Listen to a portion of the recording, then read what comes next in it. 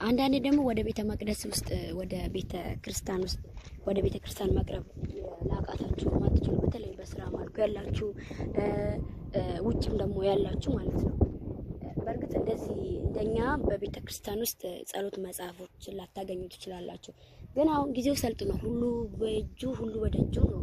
እንግዲህ ያው ቴክኖሎጂ ተራቋል እና ያው ስልክ ደግሞ አጠቃቀም ይወስነዋል። በደንብ ሁላችንም በስራ ከተጠቀምንበት እንደ ስልክ ጠቃሚ ነገር የለም፣ እንደ ስልክ ደግሞ ጎጂም ነገር የለም።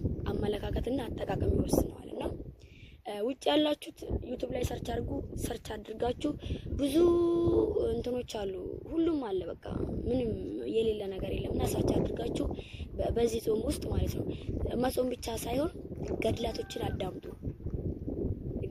አዳምጡ። የምሬን ነው የምላችሁና እግዚአብሔር ደግሞ ባላችሁበት ይሰማችኋል። የግድ ቤተ መቅደስ ቤተ ክርስቲያን ስለመጣችሁ አይደለም። ለምሳሌ አረብ ሀገር ያሉት እህቶቼ ወንድሞቼ በቀላሉ እንደኛ ቤተ ክርስቲያን ሄዳችሁ ከቤተ ክርስቲያን የቤተ ክርስቲያን መጽሐፍ ላታገኙ ትችላላችሁ። ቤተ ክርስቲያን እንደዚህ በቀላሉ እንደኛ ላታገኙ ትችላላችሁ። ጸበሉን እንደኛ እዚህ ላታገኙ ትችላላችሁ። እምነቱን እንደኛ እዚህ ላታገኙ ትችላላችሁ። ግንስ ምን ታደርጊያለሽ? ስብከትን አዳምጪ። ስብከት ብቻም ሳይሆን ዩቲዩብ ላይ ብቻ በፈለጋችሁት ነገር እናንተ በምትጠቀሙት ነገር ሰርች አድርጋችሁ ጸሎቶችን እያወረዳችሁ ማዳመጥ ትችላላችሁ። ስብከቶችን መስማት ትችላላችሁ። እዚህ ደግሞ ሀገር ውስጥ ደግሞ ዘመድ ካላችሁ ደግሞ በፎቶ አንሱና ላኩልኝ ማለት ትችላላችሁ። ገባችሁ አይደለ? በብዙ ነገር መልኩ ወደ እግዚአብሔር መቅረብ ከፈለገን ከልብ ካለቀሱን ባይገደም አይደለም የሚባለው። እንደዚያ ካረገም ማለት ነው ውሃውን አቅርባችሁ ጸሎት አድርጋችሁ ጸበል አድርጉልኝ ብላችሁ እግዚአብሔር ያደርግላችኋል። ዋናው ምንድነው? እምነት ነው የሚያስፈልገው። ያቺ ሴት 20 ዓመት ስትሰቃይ ነበረች እኮ የዳነችው በምንድን ነው? የእግዚአብሔርን ምን ይዛ ነበር የዳነችው? ልብሱን ይዛ ነው አይደል? ጫፉ ልብሱን ይዛ ነው የዳነችው አይደል? ስለዚህም እምነቷ ብቻ ነበር ያዳነትና ከኛ የሚፈለገው ለድህነትም ሆነ ለምንም ነገርም ሆነ ሩቅ አገር ያላችሁ ውሃውን አቅርባችሁ ጸሎት ካረጋችሁ ጸበል አድርጉልኝ ብላችሁ ጸሎት ካረጋችሁ ከተጠቀማችሁበት ካላችሁበት ችግር የማትፈቱበት ምንም ምክንያት የለም። የምሬን ነው የምላችሁ። ምክንያቱም እዚህ ቦታ ውስጥ መጥቶ ምስክርነትን የሚሰጡ በጣም ብዙ እናቶች አሉና የሆነ አረብ ሀገር ሄጄ ነበረ ምግብ በሚበላበት ታይም በቃ ምግቡ አልቀመጥልኝም እያለ ያወጣ ወደ ላይ ይለኝ ነበር።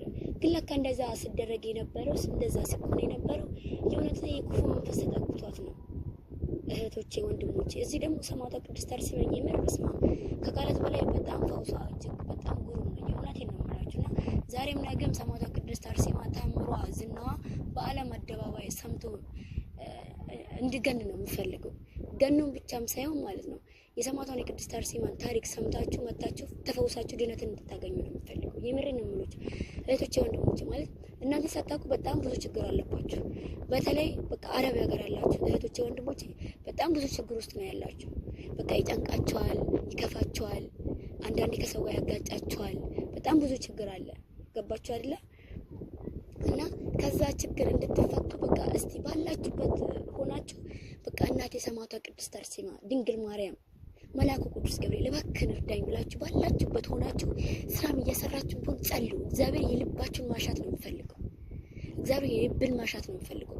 ቤተክርስቲያን እዛ ሀገር እዛ ውጭ ያላችሁ ቤተክርስቲያን ስለመጣችሁ አይደል? በቃ እዛ ሆናችሁ ቤታችሁን ቤተ መቅደስ ማድረግ ትችላላችሁ። ገባችሁ አይደለ? ቤታችሁን ቤተ መቅደስ ማድረግ ትችላላችሁ። ዋናው አመለካከት ይወስነዋል። እና ሰማዕቷ ቅድስት አርሴማ ከሚገባ በላይ ታሪክን እየሰራች ነውና እዚህ ለኛ ታሪክን እንደምትሰራለን ሁሉ ደግሞ እናንተ ውጭ ሀገር ያላችሁ ሀገር ኢትዮጵያ ሀገርን መርገጥን የምትናፍቁ እህቶቼ ወንድሞቼ ማለት ነው እግዚአብሔር ለሀገራችሁ ያብቃችሁ። የምሬን ነው የምላችሁ። ባላችሁበት ቦታ ሆናችሁ እስቲ ይሄንን ቪዲዮ የምታዳምጡ ማለት ነው እባክሽን ሰማዕቷ ቅድስት አርሴማ ውስጥ ያለውን ችግር አንቺ ታውቂያለሽና ከችግሬ ፈውሽኝ፣ እንደውም አንቺ ለቤትሽ ለታሪክ ለቤትሽ አብቂኝ ብላችሁ እስቲ ጸሎት አድርጉ። የምሬን ነው የምላችሁ። እግዚአብሔር ምን እንደሚሰራ አይታወቅም። ሰማዕቷ ቅድስት አርሴማ ምን እንደምትሰራ አይታወቅምና እስቲ እናንተ እንደዚህ ብላችሁ ጸሎት አድርጉ። እግዚአብሔር በህይወታችሁ ምን እንደሚሰራ አይታወቅም። ደሞም አይታወቅም አይደለም፣ ደሞም ይሰራላችኋል። እግዚአብሔር የልባችሁን ማሻት ይፈጽምላችኋል። እንዴ አንዳንዴ እኮ በህይወት ሲኖሩ አንዳንድ እህቶቼ ወንድሞቼ በቃ አንዳንዴ በቃ ተመሳሳይ ላይፍ ይኖር በቃ ህይወት ማለት በቃ ዝም ብሎ መኖርን ይመስለናል፣ ግን አይደለም። እግዚአብሔር ሁላችንም የፈጠረን ለዓላማ ነው። ግን ደግሞ እኛ ዓላማ ቢስ እንሆናለን። ገባችሁ አይደለ? እግዚአብሔር ከእንደዚህ አይነት ህይወትን ከመኖር በቃ ይሰውረን። በቃ የምሬን ነው የምላችሁና ሰማዕቷ ቅድስት አርሴማ ለኔ እና እዚህ ላሉት ለወንድሞቼ ለእህቶቼ እንደደረሰችልኝ ሁላ ለእናንተም ይህንን ቪዲዮ ለምታዳምጡ ሁላችሁ በተለይ ደግሞ ነገርኳችሁ ከዚህ በፊትም ውጭ ሀገር ሆናችሁ ይህንን ቪዲዮ ለምታዳምጡ እስቲ ሰማዕቷ ቅድስት አርሴማን ተማጸኗት እስቲ እባክሽን ብላችሁ እስቲ የልባችሁን ማሻት እስቲ ንገሯት እስቲ እናቴ ቅድስት ድንግል ማርያም ብላችሁ እስቲ አልቅሳችሁ ንገሯት እስቲ። እስቲ ብዙ ጊዜ ወደ ሀገራችሁ መምጣት ትፈልጋላችሁ፣ ወደ ሀገራችሁ ማሻትን ትፈልጋላችሁ፣ ትደውላላችሁ ዘመዶቻችሁ ጋር ጓደኞቻችሁ ጋር ትደውሉና እንደ ወደ ሀገሬ መምጣት ፈልጌ ነበር፣ እንደዚህ አስቤ ነበር፣ ነገር ግን አልተሳካልኝም ብለን እናወራለን ለጓደኞቻችን። ዛሬም ነገም ነገርኳችሁ፣ ለጓደኞቻችሁ ምንም ነገርን አታው። የምሬ ነው። ቢያንስ እንኳን ማውራት አለብኝ ብላችሁ የምታስቡና ካላወራችሁ እንትን የምላችሁ ከሆነ ማለት ነው በልባችሁ የያዛችሁትን በወረቀት ላይ ጽፋችሁ አቃጥሉት። የምሬ ነው የምላችሁ። ችግራችሁን ሁለመናችሁን ለእግዚአብሔር ስጡት።